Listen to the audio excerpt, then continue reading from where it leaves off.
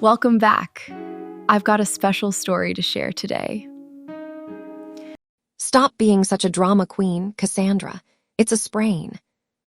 My mother said those words on a Wednesday afternoon in October 2009.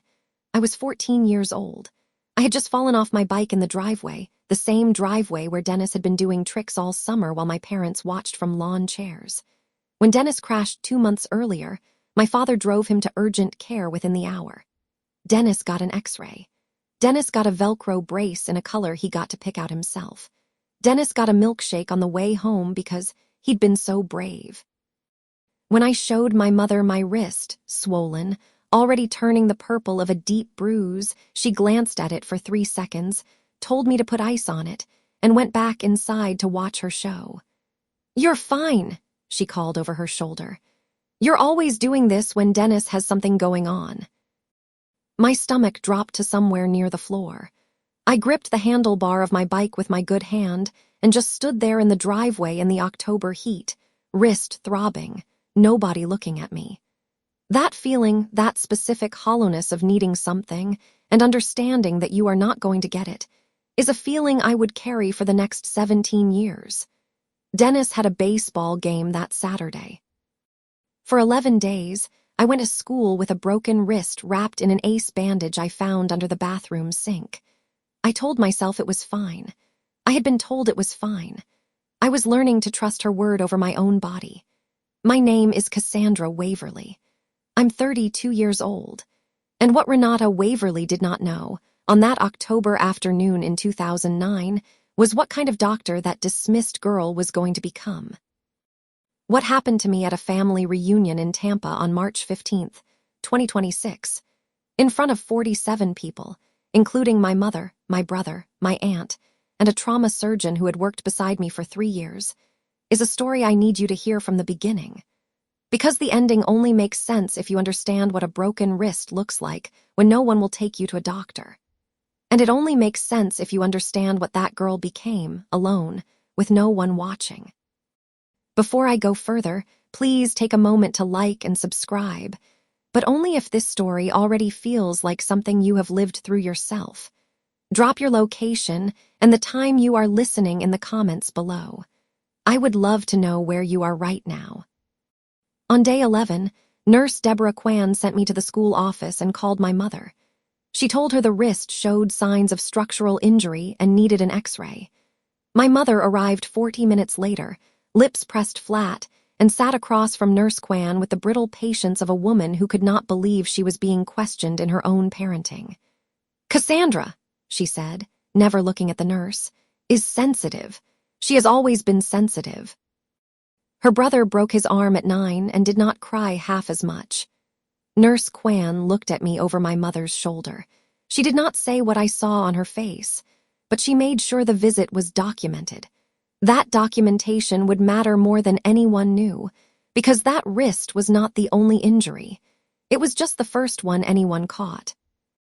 But there was one more thing Nurse Kwan did that day, something she kept in a drawer for 16 years, something that would end up at the bottom of a manila folder with a rubber band around it. I will tell you what it was, but first you need to understand what the next 17 years looked like. Let me take you back to the summer of 1999. I was 6 years old, Dennis was 9. We lived in a 3-bedroom house on Birchwood Drive in Clearwater, Florida, half a mile from the water. The house smelled like sunscreen and my father's coffee and something floral from the candles my mother collected on the bookshelf by the front door. It was a good house, a comfortable house. I have to say that clearly because it matters. The cruelty was not dramatic. It was not obvious. It was the kind of cruelty that looks, from the outside, like nothing at all. My father was a civil engineer who coached Little League on Saturdays and made French toast on Sunday mornings and genuinely believed, I think, that everything in the house was fine. He was not wrong about the French toast. Here's a small example. My 8th birthday, August 14th, 2002. My mother bought Dennis a new skateboard that same weekend because your brother's old one has a crack and I don't want him getting hurt. She had not forgotten my birthday. There was a cake, there was a card. But when my Aunt Patricia arrived with a wrapped gift and handed it to me, my mother redirected the room before I could open it. "Dennis, show her your new wheels. Show Patricia the trucks." 3 adults fussed over whether the wheels were the right size for Dennis, while I sat in the yellow kitchen chair eating my slice of birthday cake alone. Patricia caught my eye from across the table. "Happy birthday, baby girl," she said directly to me, like it was only the 2 of us in the room. It was the clearest thing anyone said that afternoon. By the time I was 12, I had stopped expecting equal treatment and started documenting what I could earn on my own.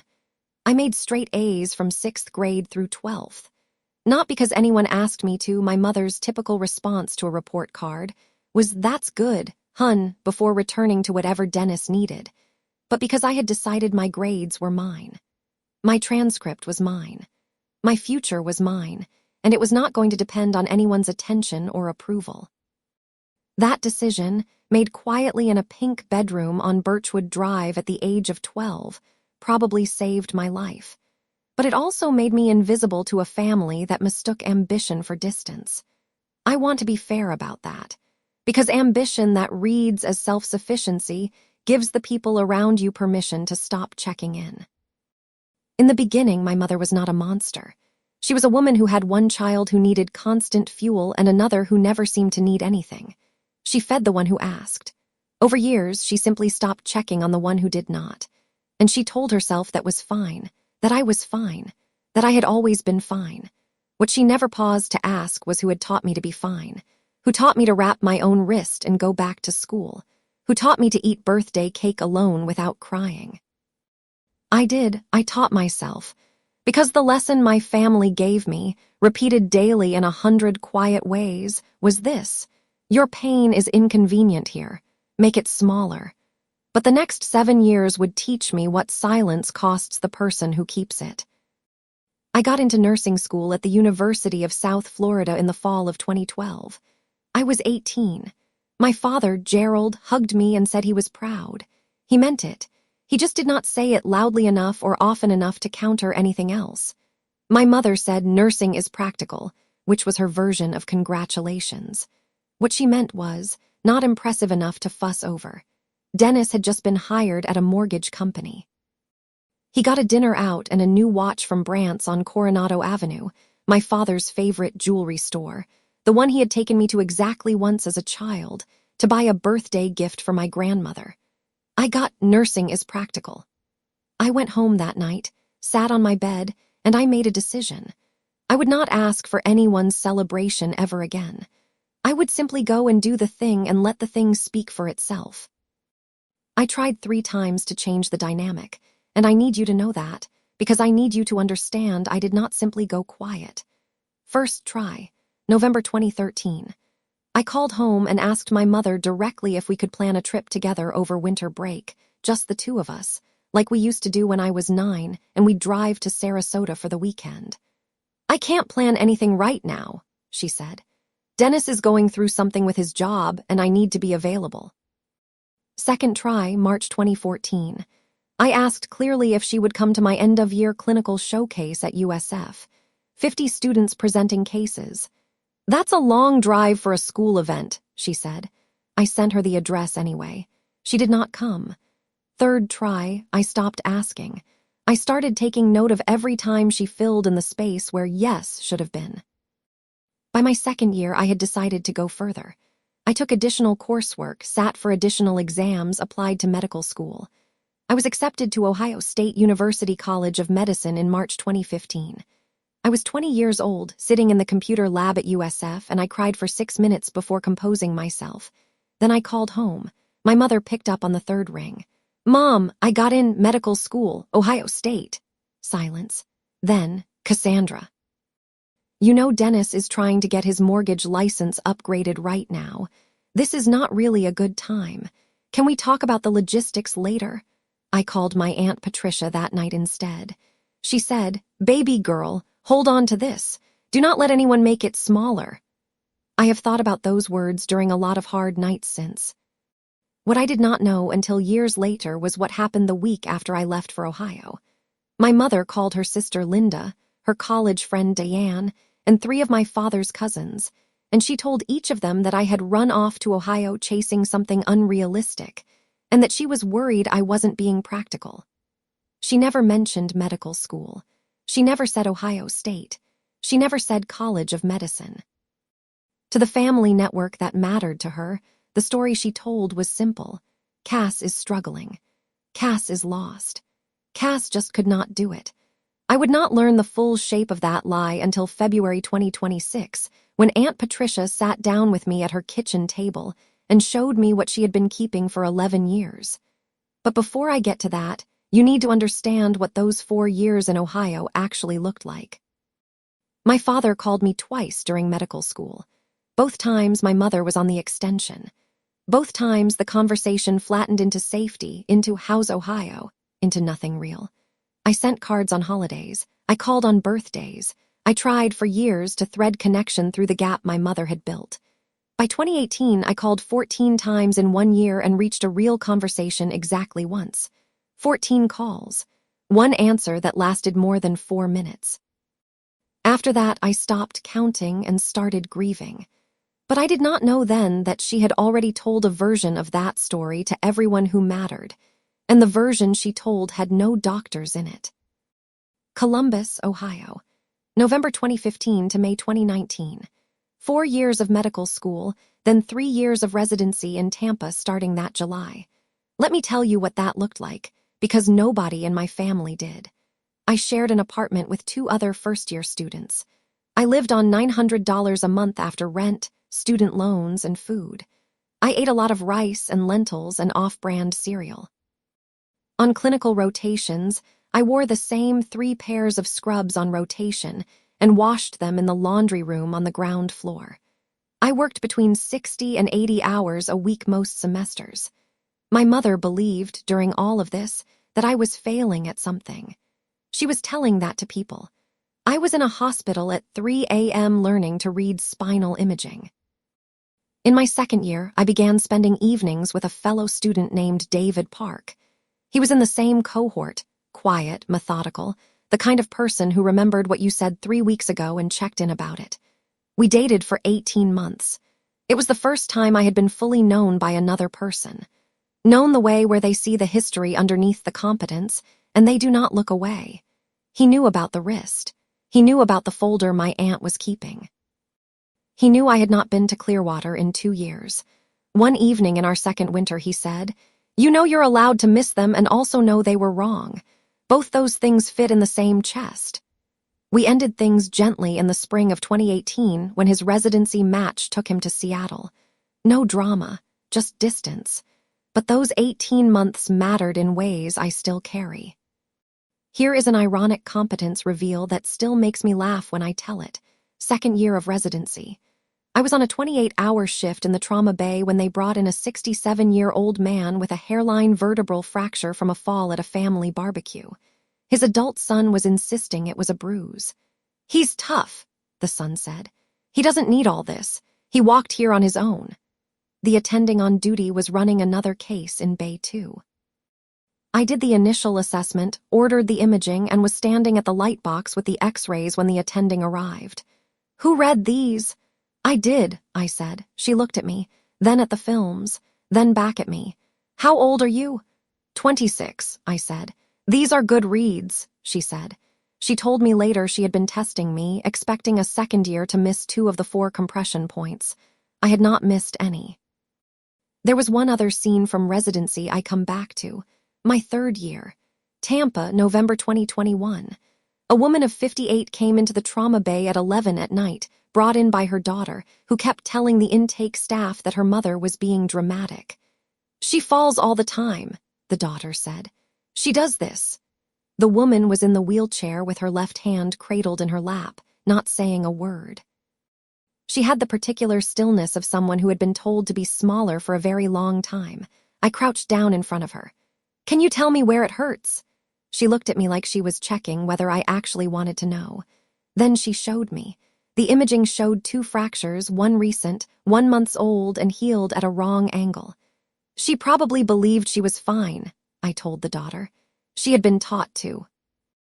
I graduated medical school on May 11th, 2019. My parents did not come. My mother said the drive was too long and Dennis had a closing that week. My Aunt Patricia drove 9 hours from Clearwater and sat in the front row of the auditorium. She wore a blue dress and held a sign she had made herself, white poster board, bubble letters, Dr. WVRLY in green marker. She got there early to hold the front row. She brought sandwiches in a cooler. She cried through the whole ceremony and apologized for getting my robe wet when she hugged me. I told her she was not allowed to apologize for that.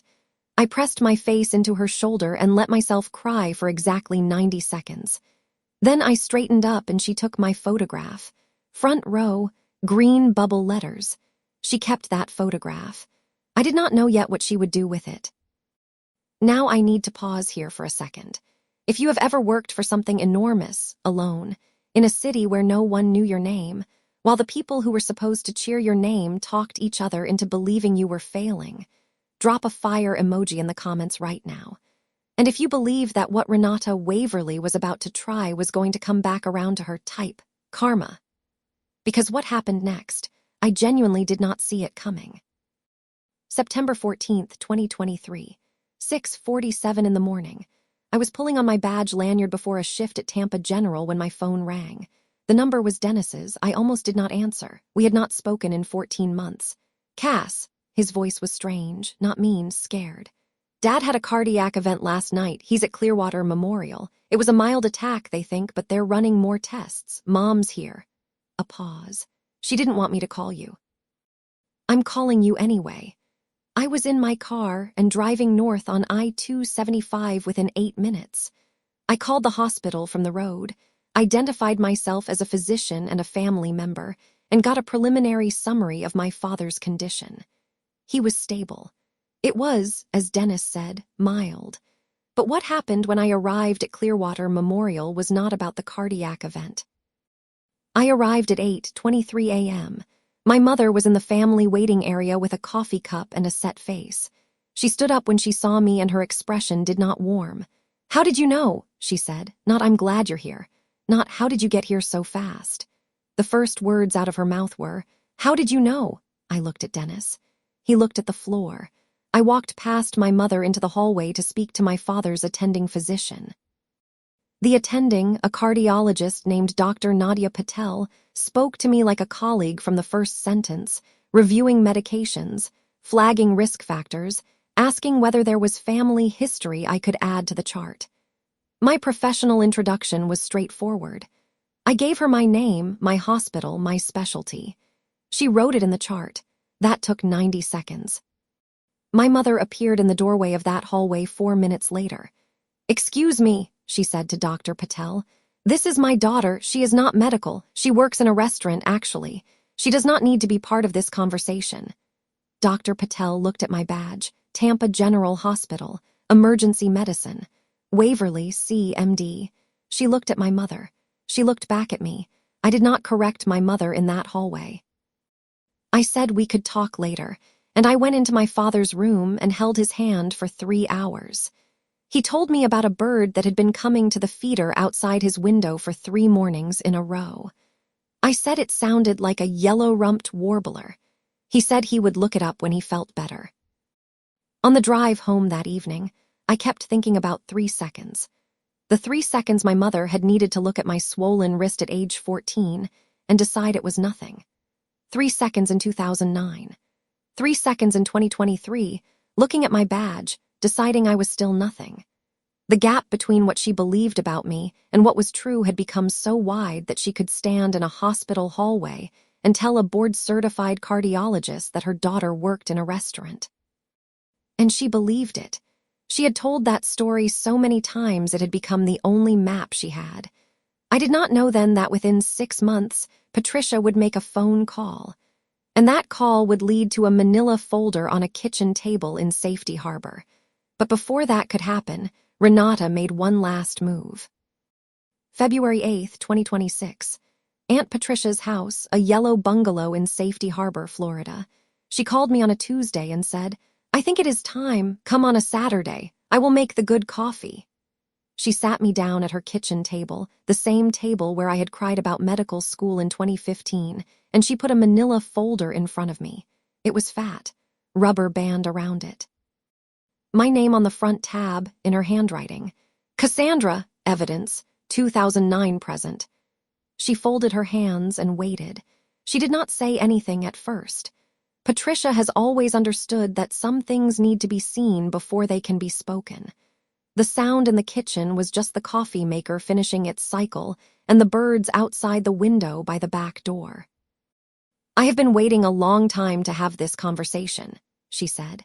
Inside the folder, a copy of the school injury report from October 2009. Nurse Deborah Kwan's documentation, with the note in the margin. Parent dismissive of injury, recommend follow-up. A letter Patricia had written to my mother in 2011, to which she never received a reply, expressing concern about the pattern of dismissal she had witnessed for years. A printout of a text conversation from 2016, in which Patricia had asked about my medical school acceptance and Renata had responded. She's in Ohio doing some program. I don't think it will work out. She was always unrealistic. Below that, a phone record.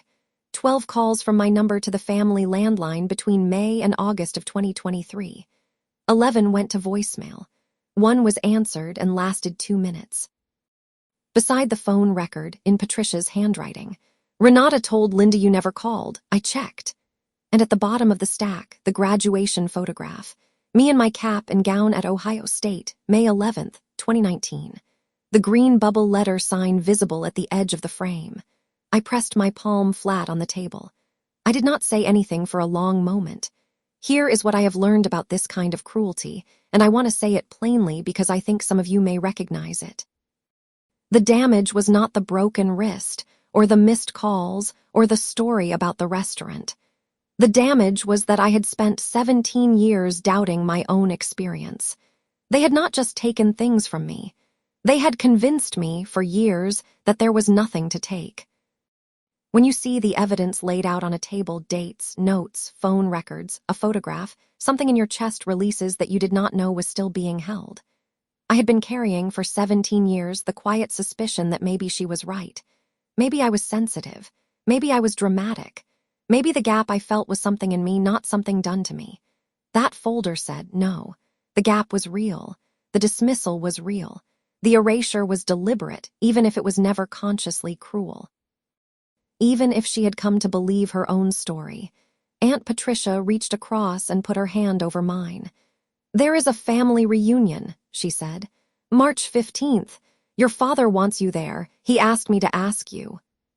She opened the folder one more time and told me that Deborah Kwan, Nurse Kwan, now 71 and retired, still had the original intake form from October 2009 and had told Patricia 2 months ago she would be willing to be present if it ever came to that.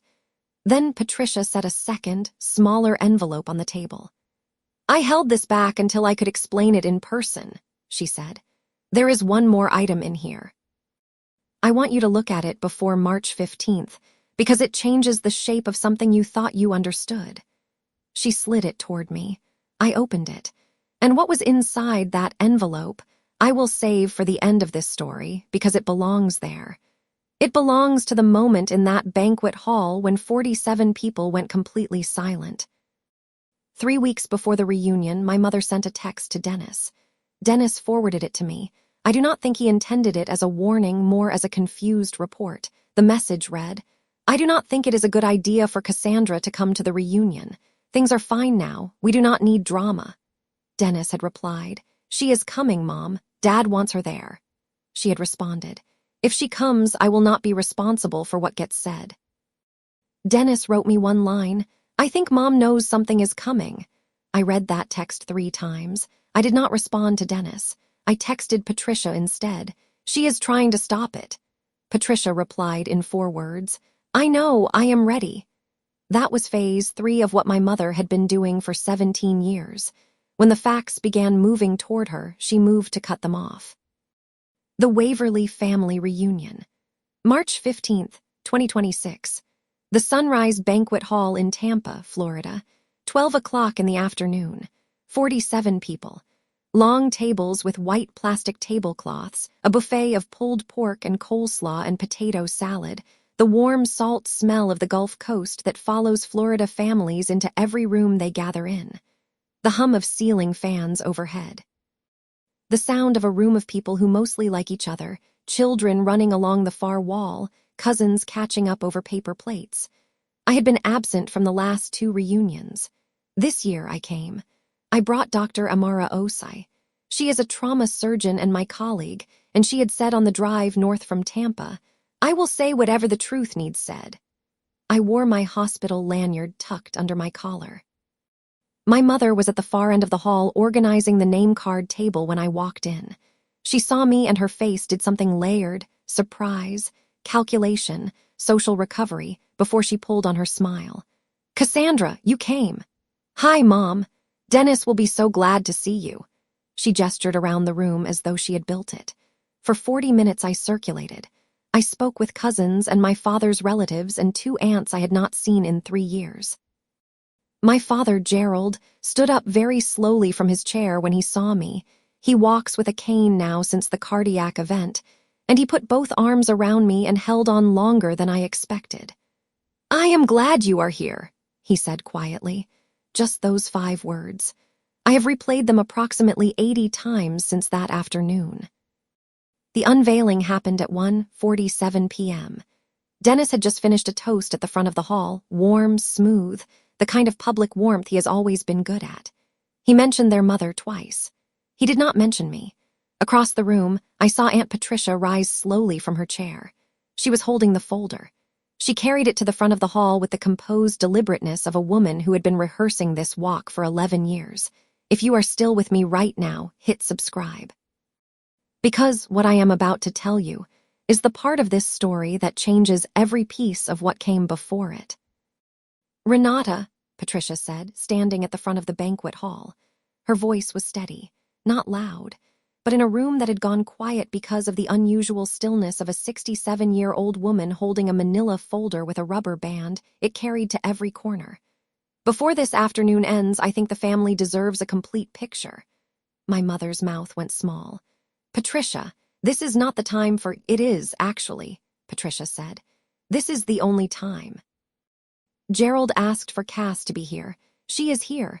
The family is here, so now is the time." Dr. Amara Osai rose from her seat and walked forward. I did not go to the front. I stayed where I was, halfway between the buffet table and the door. My hands were still. I had delivered critical diagnoses in crisis rooms. That stillness transferred. Patricia opened the folder. She placed the school injury report on the table. October 14th, 2009, Clearwater Middle School, Nurse Deborah Kwan. Cassandra Waverly, age 14, presented with a wrist injury showing signs of structural damage. Parent was contacted and declined follow-up medical care. This document was filed and preserved. Nurse Kwan is 71 years old and signed a statement last month confirming she still has the original. My mother made a sound. Half word, half not. "Those documents are old, Patricia. This is ancient history and I do not—" "Renata." Patricia's voice did not change volume. "I am not finished." She placed the phone records on the table. "During Gerald's hospitalization in 2023, Cass called the family landline 12 times. 11 went to voicemail. You told Linda she never called. This is the phone record." Dennis had gone very still. My mother turned toward me. What happened in the next 3 seconds I will try to describe exactly as I saw it. Her eyes dropped first to my hospital lanyard, which I had let fall open from my collar.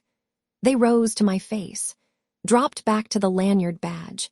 In those 3 seconds, I watched something move across her features the way weather moves across a Florida sky, fast and permanent. Her jaw tightened. Her hands, resting on the table's edge, pressed flat as though she needed the surface to hold against. She opened her mouth. 4 full seconds of silence. I had rehearsed this moment in the car on night shift drives, in the shower on Sunday mornings, in the dark before sleep on hard weeks. I never thought it would happen in a banquet hall smelling of pulled pork under fluorescent lights, but here we were. "You told people you were a doctor," she finally said, and her voice had that edge I recognized from childhood, that particular blade of incredulity, as if my existence was the outrageous thing. "You told the hospital staff you were a doctor." "I am a doctor," I said, the first words I had spoken aloud in this scene. "I have been an emergency medicine physician at Tampa General Hospital for 4 years. I graduated from Ohio State College of Medicine on May 11th, 2019. I looked at her steadily. "I called home 14 times in 2018, 12 times in the summer of 2023. I was at Clearwater Memorial within 90 minutes of Dennis's call." A pause. "You were not at my graduation." Another pause. "Aunt Patricia was." Patricia set the graduation photograph on the table. Several people in the room leaned forward. My mother's jaw was tight. Cassandra, I always supported your education. You told Diane and Linda and Cousin Faye that I dropped out," I said. "You told people I worked in a restaurant." I looked at the room, not accusingly, just directly. "I am not angry as I say this. I am asking for the truth to be in the room." Amara stepped forward and addressed the room quietly. "I have worked alongside Dr. Waverly for 3 years at Tampa General. I am a trauma surgeon. I have seen her work. She is exceptional." She paused. "An untreated fracture in a 14-year-old, left without imaging for 11 days, heals incorrectly. The bone remodels around the injury. You can see it on an X-ray for the rest of that person's life. The body keeps the record even when nobody else does." The room was completely quiet. "Her left wrist," Amara said. "I have seen it on imaging. Her bones did exactly what bones do. They healed without help, crookedly, and they do not lie." Dennis stood up. His face had been moving through expressions for the last 4 minutes: discomfort, loyalty, exhaustion, and now it settled. "Mom," he said. The word fell like something heavy. "Stop." My mother turned to Dennis. "Dennis, you know how she has always been. She always made things bigger than they are. She always had to make every moment. Mom," louder now. "I called her when Dad was in the hospital. You told me not to. I called anyway. She was there in an hour and a half." He swallowed. "She is a doctor. She has been a doctor. And we did not know because we did not ask, because we did not want to." The last sentence came out quiet. "I did not want to." My mother opened her mouth, closed it. In the silence, something raw came through the surface of her composure, not apology, not yet, but something genuine and unguarded underneath the armor. She started. "I had to make sure Dennis had what he needed. I had to make sure someone had what they needed, and you always seemed like you were fine, and She stopped. The sentence had already gone too far. She had said had to. She had admitted the calculation out loud. The room had heard it. Someone near the back coughed softly. "I know," I said quietly, and I meant it, even while it still hurt. "I know you believed that. That is the part that is hardest to explain to people." My mother sat down. She put her Chardonnay glass on the table very carefully, like she was not sure of the weight of her own hands. Then Patricia opened the second envelope. The smaller one, the one she had saved for last. She removed a single page and placed it beside the graduation photograph. It was handwritten. Dated October 17th, 2009, 3 days after the school meeting. Nurse Quann's handwriting. It was a letter addressed to Child Protective Services, Pinellas County. An inquiry, documenting the pattern she had observed and requesting a wellness check. The letter had never been sent. "Deborah told me she drafted it," Patricia said, her voice steady. "She sat with it for 3 days. In the end, she was afraid they would not believe her, afraid it would make things worse for you." She looked at the room. "She has carried that for 16 years. She wanted Cassandra to know that she saw it, that she saw her. That is the one more thing." Nobody in the room moved. The rest of the reunion was quiet and strange and sad in the way that true things often are. People came to find me, one by one, over the next 2 hours. My father's cousin Ray, who is 71, came over and gripped my hand without speaking for a moment. A great-aunt said, "I always wondered." 3 younger cousins said they did not know I was a doctor and they were proud of me and could they follow me. My father's old college friend, Dale Horton, held my hand and said, "Your father talks about you, he always has." He paused. "Every year at these reunions, he'd say your name and then go quiet like he was working something out." I did not know that. He had never said it directly to me. But apparently to other people, Gerald Waverly had carried his daughter in his talk for years without her knowing. That knowledge settled into me slowly, like water through stone. Like heat through the old ache, in a left wrist on a cold morning. Dennis found me by the parking lot at around 3 in the afternoon. He stood a few feet away with his hands in his pockets. He is my brother. He is 35 years old. He is not a bad man. He is a man who made for 2 decades the easiest choice available to him at every fork. I want to be fair about that because fairness matters more to me than victory. I did not know, he said, about Ohio State. Mom told me the program fell through. He paused. I should have called to ask. I should have called a lot more. He cleared his throat. I am sorry, Cass. I am sorry for more than I know how to name right now. I looked at him for a long moment. He was telling the truth. An incomplete truth, but the apology was real. I know, I said. I will need some time. Yeah, he said. Take it. Here is something I want you to understand about what Renata did, and I want to say it in plain language. The cruelty was not conscious. That is what makes it so hard to name. She did not wake up in the morning and decide to erase me from her family's story. She turned her attention toward the child who needed it most visibly, and she let that turning become a habit, then a reflex, then a worldview. Psychologists have a term for it, differential treatment, but what it feels like from the inside has no clinical label. It feels like disappearing while standing still, like being in a room full of people who are all looking an inch to the left of your face. You can see them. They cannot quite see you. And after long enough, you begin to wonder if you are actually there at all. I wondered for 17 years. The folder on Patricia's kitchen table told me that I had always been there. I had just been taught not to trust that. My mother left the banquet hall before dessert was served. Patricia told me later she drove home alone and did not respond to texts for the rest of the day. I was not surprised. Some people need silence before they can find honesty. I hoped she would find it. I was not going to wait for her to. But there was still the question of my father, of his silence. Of 20 years he had spent choosing peace over truth in the house where I grew up. That question would come to a head sooner than I expected. On a Thursday evening, on a phone call that started with a garden bush and ended somewhere else entirely. 2 weeks after the reunion, I was in my apartment on a Sunday morning making coffee, real coffee, in an old French press my Aunt Patricia gave me the day I moved to Tampa.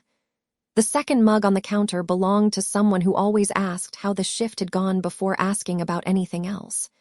I played the voicemail standing at the kitchen counter, the March light coming in flat through the window over the sink. Cassandra, it is Mom. I have been thinking. A pause long enough that I almost thought the message had cut off. I know you are a doctor. I think I knew something. I think I just told myself things. Another pause. I want to talk if you want to. She did not apologize in the voicemail. The word sorry was not in it, but she had called. That was something. That was possibly the beginning of something. My father called me that Thursday, just to call. We had not had a conversation without my mother on the extension since 2012. He talked for a while about the ceanothus bush he was trying to grow in the backyard, the one that keeps dying in the Florida heat. Then he went quiet. I want to say something, he said. I should have pushed back harder. Over the years, I should have pushed back. He said it plainly, no excuses wrapped around it. I know, I said. I know you should have. Another pause. I am going to do better, he said. I am going to try. A pause. And I knew. I want you to know I knew. I just kept telling myself it was her way. I did not ask him to say more than that. I believed him. Gerald Waverly is not a man who says things he has not thought through for a long time. By the time we hung up, I had his number saved under Dad again instead of under his full name. I called Aunt Patricia before I called anyone else about the voicemail. She said, "What are you going to do?" I told her I did not know yet. She said, "That is honest." I said, "Here is what I know. I am not closing the door, but I am the one who gets to decide when it opens, and when it does, these are the conditions I am going to name." I wrote them down on a notepad that afternoon. 3 conditions, numbered. 1, my mother tells the truth to the people she told the lie to. Not a general apology. Specific conversations. Diane, Linda, Cousin Faye, in writing if necessary. 2, She and my father see a therapist together for a minimum of 6 sessions. Not for me, for themselves. 3, she learns what I actually do at work. Because I have been her daughter for 32 years and she has never once asked what a Tuesday looks like for me. Those were the conditions. Not revenge, not a parade, just the truth held to the light and a door that opens at my pace. I went back to work the following Monday. 7 a.m. shift, emergency medicine, Tampa General. At 9:23 that morning, I treated a man of 68 who had fallen off a ladder in his garage and been told by his wife it was probably just a bruise. I ordered the imaging. It showed a hairline fracture in his forearm, the kind that heals wrong if you leave it alone. I put my hand on his arm very briefly and said, "We are going to fix this." He looked confused. "It does not hurt that much," he said. "I know," I told him. "Come back in 3 days and we will check the healing." My left wrist ached the way it does in cold weather. I pressed it against the warm side of the imaging tablet and kept working. If you have ever had to prove your pain to the people who should have believed you from the beginning, I want you to know this. The bones do not lie. Your body kept the record even when no one else would. Even when you were taught to doubt what you felt. Even when the people around you called it dramatic, called it sensitive, called it too much. The body does not forget what the mind was taught to dismiss. And one day, if you build something real in the years they were not watching, the truth has a way of walking into the room and laying itself bare. Not as revenge, just quietly, plainly, with the weight of everything that is simply true. Family is not the people who share your blood. Family is the person who drives 9 hours with a cooler full of sandwiches and a sign in green bubble letters and says, "I will be ready." I have that family. I chose it. And she did good, that girl. She did so much better than anyone gave her credit for. And she graduated, in the end, in the front row.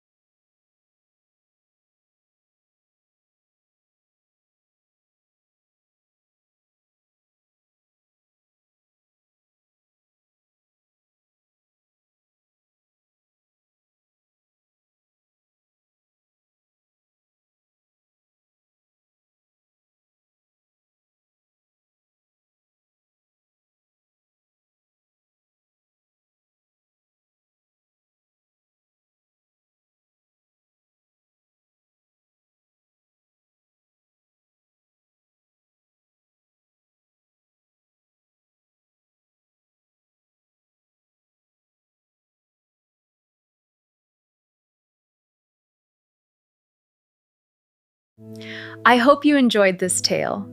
Please subscribe to support the channel. Goodbye for now.